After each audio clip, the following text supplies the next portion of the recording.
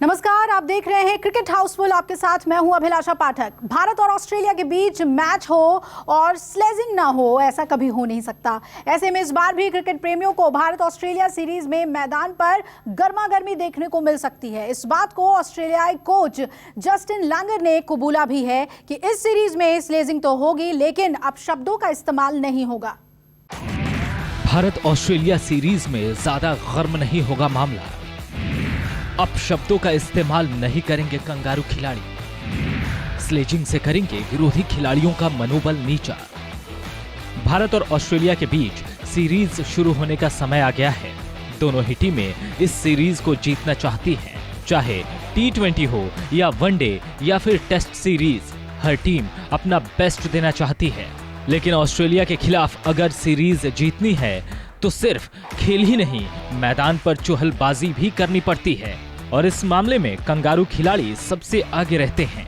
Kangaroo जमकर sledging तो करते ही हैं, इसके अलावा वो कई बार अपशब्दों पर भी उतर जाते थे, लेकिन पिछले कुछ सालों में ऑस्ट्रेलियाई क्रिकेटरों ने अपना ये काम छोड़ दिया है।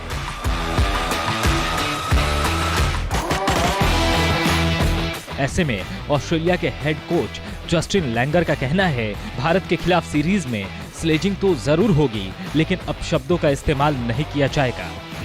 जस्टिन लैंगर के मुताबिक मौजूदा ऑस्ट्रेलियाई खिलाड़ियों की बात करें तो जिन्होंने पिछले कुछ वर्षों में हमारी क्रिकेट देखी है, मैदान के अंदर भी और बाहर भी, इसमें अपशब्दों की जगह नहीं है, लेकिन तंज कंपटीशन के लिए है। एक खिलाड़ी और एक कोच के तौर पर मुझे लगता है कि यह काफी अच्छी है। आक्रामकता के पल होंगे जैसे सभी खेलों में होते हैं, लेकिन अपशब्द नहीं होंगे।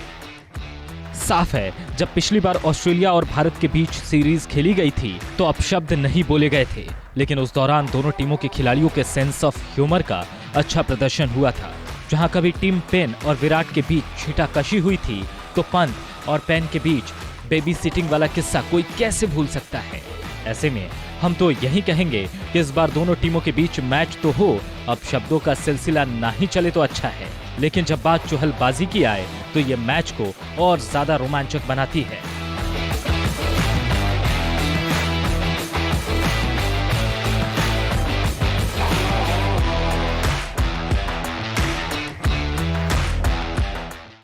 केएल राहुल के ऊपर बड़े से बड़े दिग्गज इन दिनों दांव लगा रहे हैं। ऐसे में अब आकाश चोपड़ा ने राहुल का नाम लेकर कहा है कि केएल राहुल वो खिलाड़ी हैं जो ऑस्ट्रेलिया के खिलाफ सीरीज में वनडे में दोहरा शतक लगाने का दम रखते हैं। ऑस्ट्रेलिया दौरे पर गई टीम इंडिया को वनडे सीरीज से शुरुआत करनी है और टीम इंडिया इसके लिए पूरी तरह से तैयार है। तो वहीं फैंस को पूरी उम्मीद है कि वनडे में इस बार भारतीय बल्लेबाज जमकर रन बरसाएंगे। ऐसे में भारत के पूर्व बल्लेबाज आकाश चोपड़ा ने केएल राहुल को लेकर भविष्यवाणी की है कि राहुल इस सीरीज में वनडे में दोहरा शतक जड़ सकते हैं। भारत की तरफ से रोहित ने 3 तो वीरेंद्र सहवाग व सचिन ने वनडे क्रिकेट में एक दोहरा शतक लगाया है। अब भारतीय क्रिकेट टीम के पूर्व बल्लेबाज आकाश चोपड़ा को ऐसा लगता है कि इनके अलावा टीम इंडिया के बल्लेबाज केएल राहुल में इतनी काबिलियत है कि उन्हें ओपनिंग करने का मौका मिला, साथ ही उनकी काबिलियत का सही इस्तेमाल किया गया तो वो वनडे क्रिकेट में दोहरा शतक लगा सकते हैं। ऑस्ट्रेलिया के खिलाफ खेले जाने वाले 3 मैचों की वनडे सीरीज व 3 मैचों की T20 सीरीज में रोहित शर्मा नहीं खेलेंगे। रोहित के नहीं होने के बावजूद टीम इंडिया के पास ओपनर के तौर पर कई विकल्प मौजूद हैं। आकाश चोपड़ा ने कहा कि उन्हें रोहित की गैर मौजूदगी में शिखर धवन के साथ ओपनिंग करने का मौका देना चाहिए। आकाश चोपड़ा ने कहा कि टीम इंडिया को प्लेइंग 11 में संजू सैमसन को शामिल करना चाहिए और उन्हें बतौर विकेटकीपर बल्लेबाज इस्तेमाल करना चाहिए। साथ ही राहुल को ओपनिंग करने की इजाजत देनी चाहिए। ओपनिंग के लिए केएल राहुल और संजू सैमसन भी एक विकल्प है, तो दूसरी तरफ मयंक अग्रवाल और शुभमन गिल भी शिखर धवन के साथ ओपनिंग कर सकते हैं। राहुल टीम इंडिया के लिए लगातार रन बना रहे हैं और शानदार खेल भी दिखा रहे हैं। राहुल के वनडे प्रदर्शन पर नजर डालें तो राहुल ने 32 वनडे मुकाबलों में 1239 रन बनाए हैं, जिसमें 4 शतक और 7 अर्धशतक शामिल है। ऐसे में आकाश चोपड़ा की राहुल को लेकर ये भविष्यवाणी शायद सच भी हो जाए, क्योंकि जिस रफ्तार में राहुल रन बना रहे हैं वो जल्द ही दोहरे शतक बनाने वालों की फहरिस्त में शामिल हो सकते हैं। बीती रात फुटबॉल जगत को एक बड़ा सदमा लगा। अर्जेंटीना को 1986 में वर्ल्ड कप जिताने वाले डिएगो मैराडोना का कार्डियक अरेस्ट की वजह से देहांत हो गया। लेकिन क्या आप जानते हैं कि मैराडोना को अगर किसी ने बर्बाद किया तो उसमें सबसे ज्यादा रोल ड्रग्स का है, और ये बात इस महान फुटबॉलर ने कबूली भी थी। ऐसे में हम आपको मैराडोना के ड्रग्स से जुड़े वो किस्से बताते हैं जिसने इस खिलाड़ी के करियर में बड़ा नुकसान पहुंचाया। फुटबॉल जगत को एक बड़ा सदमा लगा है। एक ऐसी घटना हुई जिसने फुटबॉल से उसके सबसे बड़े दिग्गज को छीन लिया। डिएगो माराडोना नहीं रहे। कार्डियक अरेस्ट की वजह से उनका देहांत हो गया। माराडोना अपने खेल की वजह से हर किसी के दिल में लंबे समय तक बसे रहे। मैदान पर जब माराडोना स्किल्स दिखाते तो दर्शकों की ताली रुकती नहीं थी। लेकिन माराडोना ने अपने बढ़िया खेल से अपना करियर शानदार किया, टीम को वर्ल्ड चैंपियन भी बनाया, फुटबॉल जगत के बड़े दिग्गजों में अपना नाम शुमार किया। लेकिन ड्रग्स की आदत की वजह से इस पर दाग भी खुद ही लग गया। माराडोना ने अपने इस नशे की लत पर खुद एक बार कहा था कि मैंने अपने विरोधियों को बड़ा फायदा पहुंचाया है। जानते हैं, अगर मैं ड्रग्स नहीं लेता तो कैसा प्लेयर होता। जब ड्रग्स की लत में सब कुछ भूल बैठे थे माराडोना। साफ है, जब माराडोना अपने खेल में लगातार नाम कमा रहे थे। साल 1982 का था जब माराडोना का करियर ऊंचाइयों को छू रहा था। उस समय माराडोना ने कोकीन लेना शुरू कर दिया था। उन्हें नशे की लत पड़ चुकी थी। 1984 में जब नेपोली क्लब के लिए खेलने लगे थे तब वो इटालियन माफिया कोमोरा के संपर्क में आ गए थे। अगले 2 दशकों तक उन्होंने लगातार ड्रग्स और शराब पी। उस समय के फुटबॉल में ड्रग्स माफियाओं का रोल बढ़ रहा था और माराडोना भी इससे अछूते नहीं रहे। जब ड्रग्स के कारण बैन हुए थे माराडोना, 1991 में कोकीन के सेवन के लिए माराडोना को उनके क्लब नेपोली ने 15 महीने के लिए बैन कर दिया था। इसी साल उन्हें ब्यूनस आयर्स में 500 ग्राम कोकीन के साथ अरेस्ट किया गया था। तब उन्हें 14 महीने की सजा दी गई थी।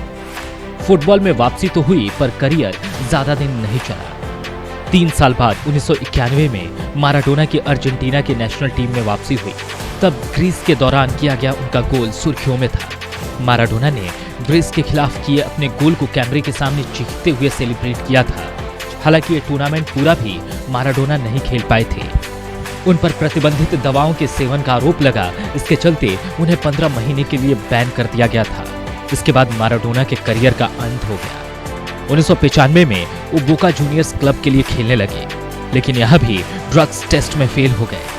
इस बार वो 6 साल में तीसरी बार ड्रग्स टेस्ट में फेल हुए थे। ड्रग्स के कारण माराडोना की सेहत कमजोर होने लगी थी। माराडोना के करियर में ड्रग्स की वजह से कई बार उतार चढ़ाव आए।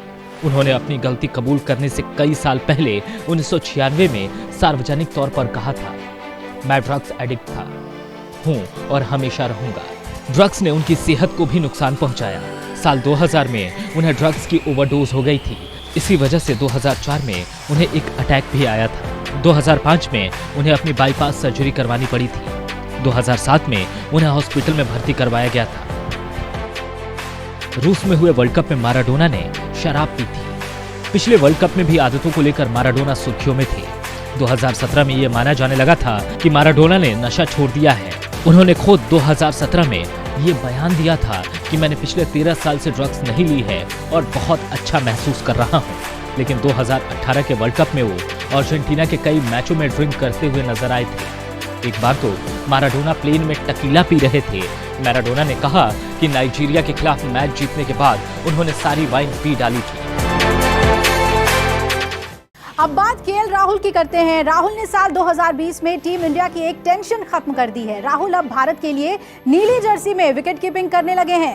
पंत के गैर जिम्मेदाराना प्रदर्शन के बाद राहुल ने इस काम को बड़े अच्छे से संभाला है और वो आने वाले 3 वर्ल्ड कप में भी टीम इंडिया के लिए विकेट के पीछे दस्ताने पहनकर काम करना चाहते हैं। राहुल बन गए टीम इंडिया के permanent wicket keeper. World cup में भी राहुल करेंगे टीम इंडिया के लिए कीपिंग। क्या है राहुल को लेकर टीम इंडिया का फ्यूचर प्लान? केएल राहुल वो बल्लेबाज जो टीम इंडिया के लिए पिछले कुछ समय में सबसे बड़ी ताकत बन गया है। इस खिलाड़ी में भारतीय क्रिकेट का भविष्य देखा जा सकता है। वैसे तो राहुल बल्लेबाजी में टीम इंडिया की तकलीफें दूर कर रहे हैं, लेकिन एक और टेंशन है जो केएल राहुल ने भारतीय क्रिकेट की खत्म कर दी है। राहुल अब भारत के लिए नीली जर्सी में विकेट कीपिंग का काम संभाल रहे हैं। राहुल ने पिछले साल भारत दौरे पर आई ऑस्ट्रेलिया टीम के खिलाफ सीरीज में विकेट कीपिंग की। उसके बाद न्यूजीलैंड में भी राहुल ने विकेट कीपिंग का जिम्मा संभाला और अब उनका प्लान आने वाले 3 वर्ल्ड कप में भी विकेट कीपिंग करने का है। ऑस्ट्रेलिया दौरे के लिए वनडे और टी20 टीम में उपकप्तानी का मौका पाने वाले राहुल का कहना है, मेरे विकेट कीपिंग करने से टीम संयोजन में मदद मिलती है और मुझे भी यह बहुत पसंद है। मौका मिलने पर मैं तीनों विश्व कप में विकेट कीपिंग करना चाहूंगा। मुझसे कुछ कहा नहीं गया है और हम एक टीम के रूप में इतनी आगे का नहीं सोच रहे हैं। विश्व कप अहम है। साफ है, राहुल चाहते हैं कि आने वाले समय में वो भारतीय टीम के लिए वनडे और टी20 में विकेट कीपिंग का काम संभाले। राहुल के विकेट कीपिंग करने से टीम इंडिया को एक और एक्स्ट्रा बल्लेबाज खिलाने का फायदा मिलता था। राहुल के लिए बल्लेबाज के तौर पर भी साल 2020 काफी अच्छा गया। राहुल ने इस साल टीम इंडिया के लिए 8 टी20 मैच खेले हैं, जहां उन्होंने 53.83 की औसत से 323 रन बनाए हैं, जहां उन्होंने 350 भी जड़ी है।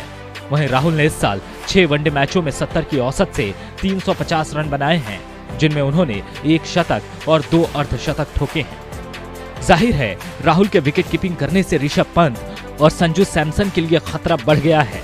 ऋषभ पंत को जहां टीम इंडिया ने पिछले 2 सालों में जमकर मौके दिए, लेकिन वो अपने प्रदर्शन में निरंतरता नहीं ला सके। वहीं संजू सैमसन को टीम इंडिया में मौके की तलाश थी।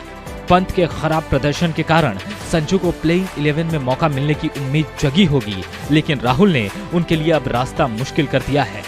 दीपक मिश्रा के साथ स्पोर्ट्स ब्यूरो, न्यूज़ 24।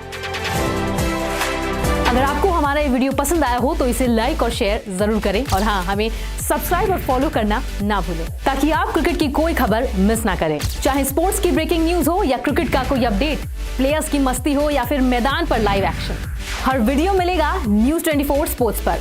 हम कंट्रोवर्सीज भी मिस नहीं करते, तो जुड़िए हमारे साथ और देखते रहिए न्यूज़ 24 स्पोर्ट्स।